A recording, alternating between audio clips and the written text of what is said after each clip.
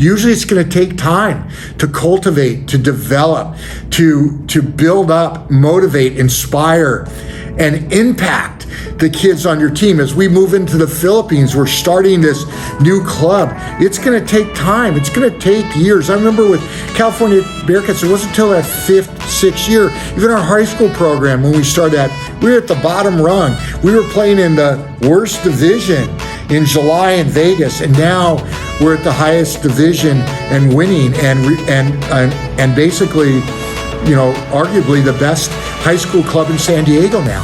But it took 5, 6, 7 years. And I think you as a coach have to be patient and realize that it's going to take time to attract talent, to develop your program, and there is no instant success.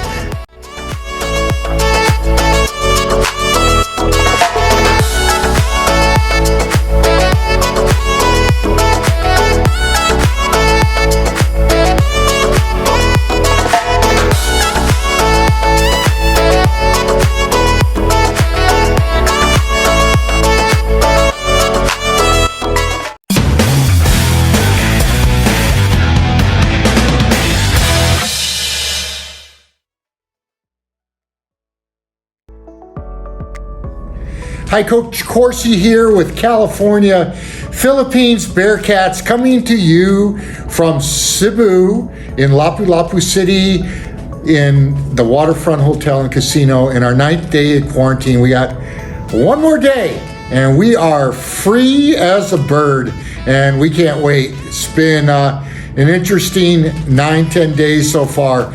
So today in the 22nd John Wooden vlog, I want to talk to you about 3 things. 1 is JD Morgan, 2 is Pauley Pavilion, and how did John Wooden win 10 out of 12 championships? In 12 years, he won 10 NCAA national championship. How did he do that? That was probably his most asked question throughout his entire career after he accomplished that goal.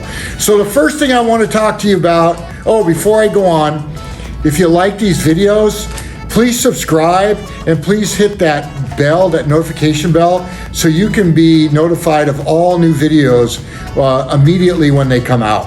So please subscribe and do that. That'd be great. Hey, so I want to talk to you about JD Morgan. Who's JD Morgan? JD Morgan arrived on the scene at UCLA in 1963. He was the new athletic director. And JD Morgan in 1965 in April came into John Wooden's office. John Wooden at that time, not only did he have to coach, but he also had to do all the budgeting and all the scheduling for the teams, which took a ton of time to find hotels, find restaurants, to do all that took a lot of time. And in April of 1965, JD Morgan walked into John Wooden's office, and John Wooden had papers all over his desk. And he asked John Wooden, "What are you doing?" He goes, "JD, you know what I'm doing? I'm working on scheduling." And he went over to John Wooden's desk. He picked up all the papers he was working on, picked them up, and took them to the trash bin and threw them out. And of course, John Wooden's like, "What the heck are you doing?" He goes, "Listen, John, you need to focus on coaching. We'll take over all the scheduling, the budgeting, all that. Just focus on coaching. That's what we need you to do." So that was a huge burden from that point on, lifted from John Wooden to really allow him to spend more time coaching and recruiting and working with players and developing his team. The second thing was Pauley Pavilion. So in 1964, JD Morgan and John Wooden knew that this high school phenom was coming out in 1965. His name was Lou Alcindor. Now, all you guys know him as Kareem Abdul-Jabbar, and he was coming out from Powerhouse High School in the East Coast, and they knew there was no way that they could attract Lou Alcindor to UCLA with their current facilities. They knew that his parents loved the school because of its academics, but they knew that Lou Alcindor would never go for UCLA because it's a current terrible practice facility. So JD Morgan was very instrumental at that time in getting Pauley Pavilion built. And when they talked to Lou Alcindor, they said, "We're building a whole new gymnasium, a whole new facility for you. For you." This is something I never knew about UCLA folklore. So really, Pauley Pavilion was built by J.D. Morgan and John Wooden to really attract Lou Alcindor to come to school, which really changed the school from a basketball standpoint forever. The third thing is all his championships. He says the most asked question he got from people after he won 10 out of 12 national championships. Think about that. 10 out of 12 was, how did you do it? And he said that it was really those first 2 years, 1964 and 1965, that we've already talked about, were really those 2 years set in course the next 8 years, made the next 8 years very easy. But those first 2 championships were very tough. And he talks about how John Wooden said he wasn't a real good game coach, and I've mentioned this before, but what he said he was really good at is conducting a great practice. And as he says, and I believe this, great practices, that's where you win. That's where you win your championships, is in practice, not in the games. And the second thing he said he was really good at, he was very good at recognizing talent and bringing all the pieces of talent together to put together a world-class team. And the third thing he was really good at, he had a knack in getting all his players to buy into one team, one system, playing for each other, share the ball, selflessness. He really had a knack of getting players to buy into that philosophy. So he says that was really a lot of the reasons why they won 10 out of 12 national championships.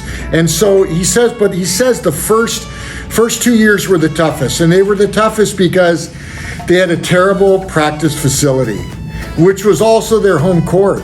So in essence, he says, we really didn't have a home court because our practice facility was so bad, it didn't give us an edge from a home court advantage. And he says, thirdly is, UCLA had never really won in basketball before John Wooden arrived. So they didn't have this reputation of winning national championships or winning conference championships before he arrived. So teams weren't scared of them. Teams were not in awe of them because it was UCLA. They weren't a powerhouse. So he says that's what really made those first 2 years special, because they had to work so hard. So that's what he said, those first 2 years made it so special because the circumstances, and that's why he felt that the first 2 years, those teams were his most special teams, because he said that they had the toughest time to win those first 2, and the other 8, he says they weren't autopilot, but they were much easier to win after those first 2, because they won back-to-back, they started getting really world-class athletes that started showing up, like Lou Alcindor, Bill Walton, and others that began to show up and want to play for him. So not to diminish anything talking about UCLA, but just to tell you a few of my stories in coaching that are quite similar, and not that mine are as important as John. Of course, John Wooden's much more important, but I just want to relate from my own personal experience. When we started the Bearcats 18 years ago, nobody knew us. At that time, we were called the Solana Beach Cats, later changed California Bearcats to make it more broad. And at that time when we started, we had nobody knew us. We didn't have any pedigree. Nobody was in awe of us, and all that. And I really started the Bearcats with a team that I brought over from a rec league. And that team, our first season, went 1-9. I'll never forget Harriet Baker jumping up and down on the sidelines after we beat the number 1 team, after we went 0-9 in a final game, beat the number 1 team in this rec league when these kids were like 8 or 9 years old. I'll never forget that scene. And the next season, in the rec league, we went 10-0, and then we felt like, hey, we needed to start our own club and get better competition. So we started that club with that team. And that team was not comprised of natural athletes or tremendous athleticism. It was kids that worked very hard and developed their game. And that team, from 3rd grade all the way through 8th grade, and then on the high school, was really the benchmark for what makes the California Bearcats the organization today. That really set in tone the attitude of excellence in all that we do. And that team really bought into all the principles with Dave Baker at that time. We even formed our handbook. We formed our playbook, which is a very two extensive documents, and so that's what really set in place everything you see today from the California Bearcats. Not saying that the California Bearcats is on autopilot, but those early years really set the stage and culminated in their 8th grade season. Not that I'm a win or loss guy, but we probably went 68-5, in these kids' 8th grade year, and won the Hawaii tournament where we actually took the kids, 8th graders, 10 years to Hawaii, to Maui for this tournament, and we won that tournament that year, and that was the culmination of this team. But that team set in place the respect, the admiration, and attracted a lot of great players to come that wanted to play for the program because of that team. And most of those kids ended up either starting or coming off the bench as a freshman on their varsity team that first year, which was pretty impressive. Another great story is the first 4 years at Santa Fe Christian, I coached with Chad Bickley. Our first year, we only had 13 players for JV and varsity. Crazy, right? And during those 4 years, we got better. But it took Chad another 5-6 years after that to finally win a CIF title, and he was building and towards that, and now he's won 3 or 4 CIF titles and just won the state championship this last season. But it took time to develop it, and it was and those early teams, I remember so much those early teams, even at Santa Fe Christian, and we didn't win a lot, we didn't win the championship, but those teams set in motion the success that Chad Bickley's had at Santa Fe Christian now. So I think it's great lessons for us to learn as coaches. When you start, if you have instant success, that's very unusual. Usually it's going to take time to cultivate, to develop, to build up, motivate, inspire, and impact the kids on your team. As we move into the Philippines, we're starting this new club. It's going to take time. It's going to take years. I remember with California Bearcats, it wasn't until that 5th, 6th year, even our high school program, when we started that, we were at the bottom rung. We were playing in the worst division in July in Vegas, and now we're at the highest division and winning, and basically, arguably the best high school club in San Diego now. But it took 5, 6, 7 years. And I think you as a coach have to be patient and realize that it's going to take time to attract talent, to develop your program, and there is no instant success.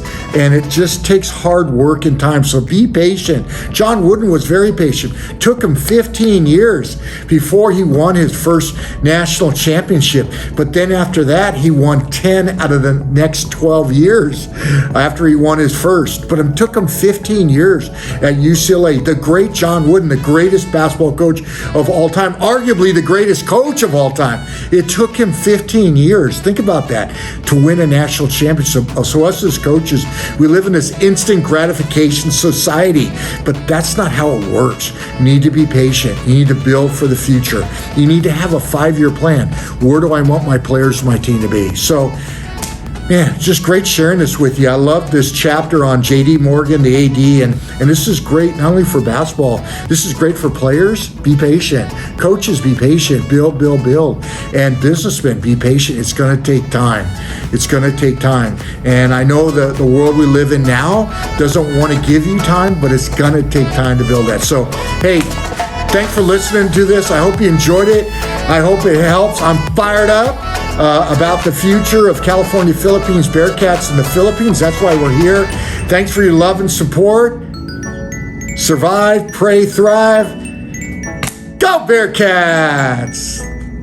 Hey guys, Coach Corsi here. Thanks for watching. Please subscribe and like, and thanks for being a part of this vision for the future to impact our youth and the next generation. God bless you, and go Bearcats.